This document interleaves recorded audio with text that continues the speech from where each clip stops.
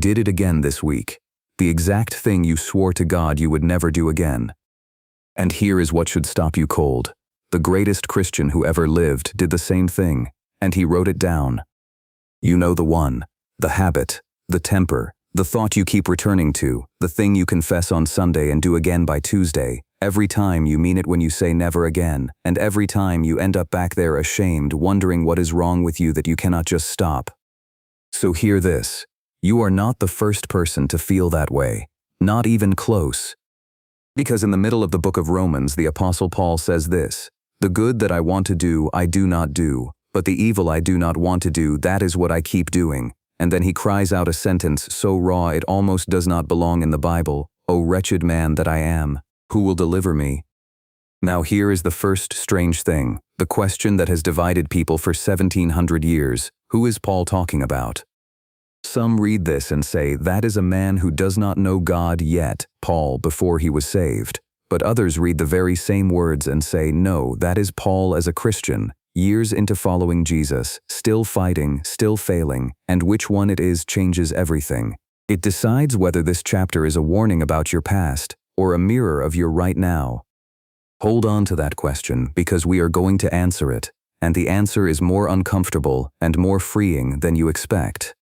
But that is not even the strangest part, because Paul is about to tell you why this keeps happening to you, why the harder you try to be good, the worse it seems to get, and the reason will surprise you. The thing making your struggle worse is not your weakness. It is something good, something holy, something God Himself gave you. When you see what it is, you will finally understand a frustration you have felt your whole life.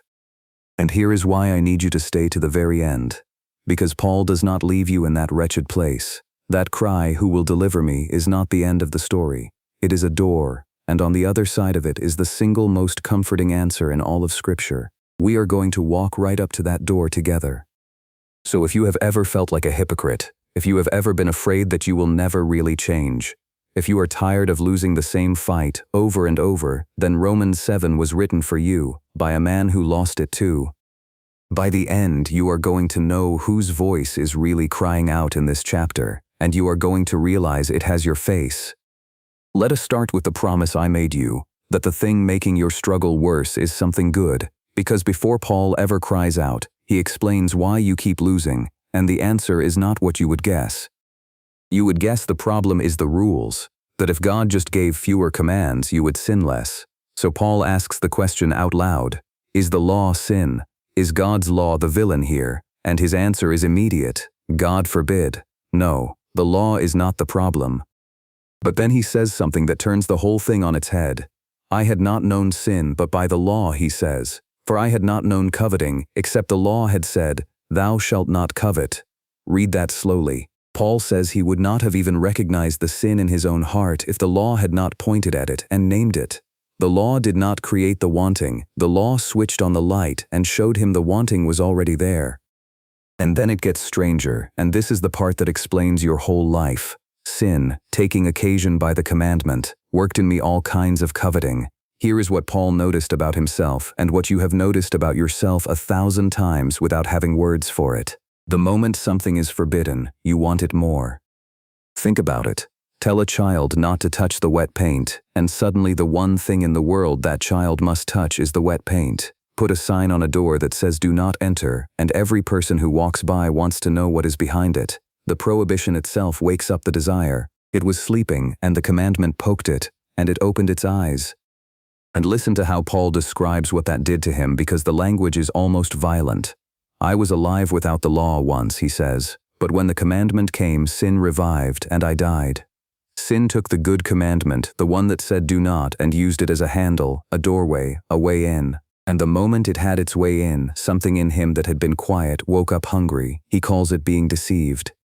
Sin deceived me, he says, and by the commandment slew me. And if that word deceived rings a bell, it should. It is the very word Eve used in the Garden of Eden. The serpent deceived me, she said, and I ate. Paul is deliberately walking you all the way back to the first time a good command, from a good God, became in the hands of sin, the doorway to a fall. This is not just Paul's story. It is humanity's story. It is the oldest story there is. That is what Paul means. The law is like a mirror. A mirror is good. A mirror is honest. It shows you the dirt on your face that you could not see on your own. But here is the thing a mirror cannot do. A mirror cannot wash you. It can only show you. And if all you have is the mirror, the dirt just stares back at you, day after day, and you cannot clean it off no matter how hard you scrub at the glass. So Paul clears God's law of all charges. The law is holy and the commandment holy and just and good. The law is not your enemy. It was never meant to save you. It was meant to show you that you needed saving. It is the diagnosis, not the cure. And a diagnosis that tells you you are sick is a good thing, but it is a cruel thing to live with if no cure ever comes. And that is exactly where Paul takes us next, into the most honest, most uncomfortable, most argued over passage he ever wrote. So let us listen to it, and then let us solve the mystery of who is speaking. Here is the recording. That which I do I allow not. For what I would, that do I not. But what I hate, that do I. And again, in case you missed it, for the good that I would, I do not. But the evil which I would not, that I do. Sit in how raw that is. This is not a man bragging about his holiness. This is a man describing a civil war inside his own chest. There is a part of him that genuinely wants to do good. Listen to how far that goes. I delight in the law of God, he says, after the inward man. Deep down, in the truest part of himself, he loves what is good. He is not a man who wants to sin and pretends otherwise. He is a man who with his whole heart wants to do right. And then in almost the same breath he says, I know that in me, that is, in my flesh, dwelleth no good thing. For to will is present with me, but how to perform that which is good I find not. Feel the agony in that. The wanting is there. The willing is there. It is the doing that collapses. He can see the good. He can desire the good. He can reach for the good. And somewhere between the wanting and the doing, it all falls apart in his hands. And so he names it for what it is, a war. I see another law in my members, he says, warring against the law of my mind and bringing me into captivity. Captivity, a prisoner of war, taken by an enemy inside his own body. There is the law of his mind, the part that agrees with God and wants what is right. And there is another law, down in his flesh, that fights against it and keeps winning the small daily battles until he feels less like a soldier and more like a captive being marched off in chains. Two laws, two pulls, one self, torn in half. And anyone who has ever tried to change and failed knows that war from the inside. You set the alarm to pray and you sleep through it. You promise you will hold your tongue and the words are out before you can stop them. You delete the app and you download it again that night. The wanting to be good is real, and the failing is just as real, and they live in the same person at the same time. That is the war of Romans 7. Now the mystery. Because for 1700 years the church has argued about one question, and you need to know why it matters. Who is the man speaking in these verses? There are three serious answers, and good, faithful people hold each one. The first answer is this, that the man speaking is a person who does not yet know God. Someone before conversion, maybe Paul before he met Jesus, trying with all his might to be good by keeping the rules, and discovering it cannot be done. On this reading, the wretched man is the picture of anyone trying to climb to heaven on willpower, and the whole passage is a warning. This is what religion without the Spirit feels like, exhausting, defeating, impossible. The second answer is the opposite, and it might unsettle you. It says the man speaking is Paul as a Christian, right now, years into following Jesus, an apostle, a missionary, and still losing this fight on some days. On this reading, the wretched man is not a warning about your past. He is a mirror of your present. He is the honest admission that even the most devoted believer is not finished, is not perfect, and still wakes up some mornings doing the very thing he hates. And the third answer says it is neither, exactly, that Paul is using the word I the way a writer sometimes speaks in another person's voice, putting himself in the shoes of all humanity, going all the way back to Adam in the garden, reliving the moment a good command became the doorway to a fall. So which is it? Here is a detail that points us, and almost no one notices it. Watch the verbs. Paul does not say I struggled in the past. He says I struggle, present tense, happening now. That is hard to square with a man only describing his old life. But then watch something else, something that points the other way. Read all of chapter 7, this entire chapter of struggle, and count how many times the Holy Spirit is mentioned. Almost never. The Spirit is essentially absent from the whole war. It is just I. A man fighting alone. in his own strength and losing. And the moment you turn the page to chapter 8, the very next breath, the Spirit of God floods in, mentioned again and again and again, which tells you something the labels almost hide. The reason the man in Romans 7 is losing is not just who he is, it is how he is fighting. He is fighting alone. He is gritting his teeth, white-knuckling his willpower, trying to defeat sin with the same tired self that keeps surrendering to it. And it does not work. It has never worked. It will never work. So let me give you the honest answer to the mystery, the one that holds the whole thing together. In a sense, it does not finally matter which label you put on the man. Because whoever he is, the seeker, the saint, or all of us in Adam, the voice is a mirror. Every honest person who has ever tried to be good and failed hears their own voice in these verses. That is why the passage has haunted and comforted people for 2,000 years. It is not really a debate about Paul, it is a recording of you. And seeing that changes how you carry the failure. Because most people who keep losing this fight do one of two things. They either give up and decide the whole thing was fake, that they were never really changed, that faith just does not work for someone like them, or they learn to fake it. They get good at looking holy on the outside while the same war rages on the inside, living in a quiet terror that someone will find out who they really are. Romans 7 kills both of those. To the one ready to quit, it says, "You are not the exception, you are the rule. Even Paul was here." And to the one who is faking it, it says, "You can stop pretending now, because the man who wrote much of our Bible admitted this very thing out loud, and God did not strike him down. God answered him." And it builds to one unbearable line, the deepest, lowest point of the whole chapter. "O wretched man that I am." That word wretched in the Greek is taliporos, and it means worn out, exhausted, beaten down by a long struggle. This is not the cry of a man who just started fighting. It is the groan of a man who has been fighting for years and is finally honest about how tired he is. And then he says it, "Who shall deliver me from this body of death?" That phrase, the body of death, is haunting. Some have pictured it as an old and terrible punishment, where a living person was chained to a dead body and forced to carry the corpse everywhere they went. Whether or not that punishment was ever real, the image is exactly what Paul feels. That he is shackled to something rotting, something he cannot pry loose from, dragging it through every day of his life. Who will deliver me from this? Let us take a breath here, because this is the floor of the chapter, and it is important that we do not rush past it.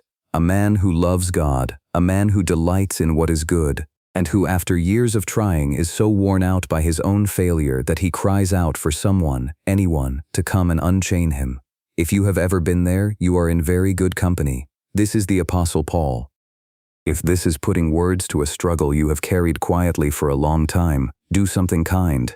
Share it with someone you love who has been fighting the same losing fight and thinks they are the only one. They need to hear that even Paul cried this cry. And subscribe, because we walk through scripture like this together, honestly, one hard verse at a time. Now here is the turn, because Paul has been showing you this whole chapter what does not work. And it is the very thing most of us have been trying our entire lives. Go back to the start of the chapter, to the strange little picture Paul paints in the first few verses. He talks about marriage. He says a woman is bound by law to her husband as long as he lives, but if he dies, she is released, free to belong to someone new. And then he says that this is you. You died to the law through the body of Christ, so that you could belong to another, to Jesus. And Paul tells you what each marriage produces. When we were in the flesh, he says, married to the law, the sinful passions worked in our members to bring forth fruit unto death. That is what the old marriage grew, failure, guilt, and death, the same rotten harvest, season after season. But now, he says, we are delivered from that law, that we should serve in newness of the Spirit, and not in the oldness of the letter. The new marriage grows something the old one never could, not white-knuckled rule-keeping, but new life, grown quietly from the inside, by the Spirit.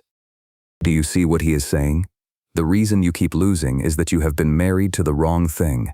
You have been trying to be made good by the law, by rules, by effort, by trying harder, by the mirror. And the law is a hard, demanding husband who points out everything wrong with you and gives you not 1 ounce of power to fix it. And Paul says, that marriage is over. You died to it. You are free.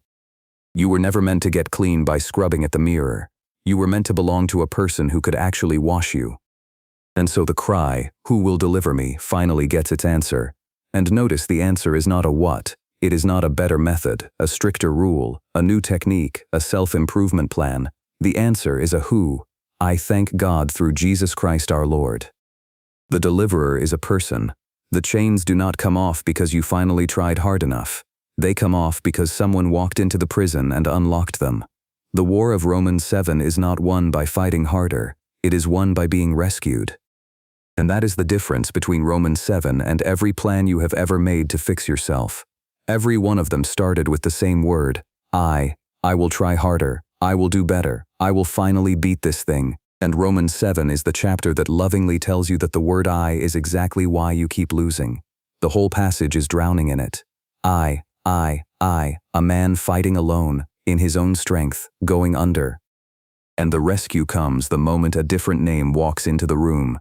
Not I, Jesus.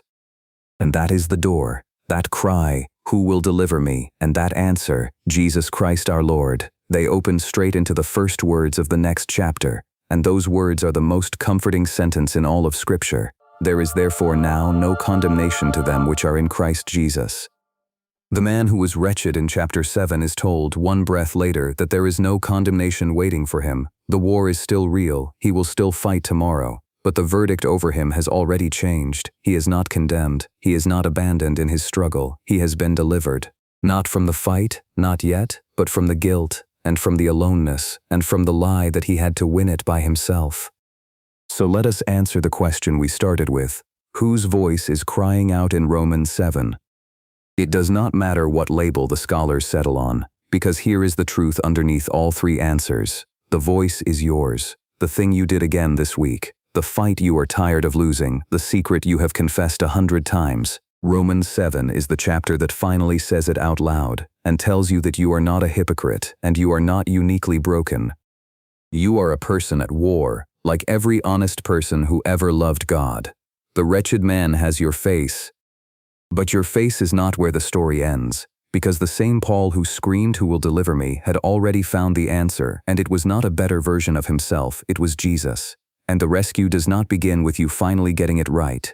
It begins the moment you stop trying to clean yourself in the mirror and you turn, exhausted, wretched, honest, to the one who can actually wash you.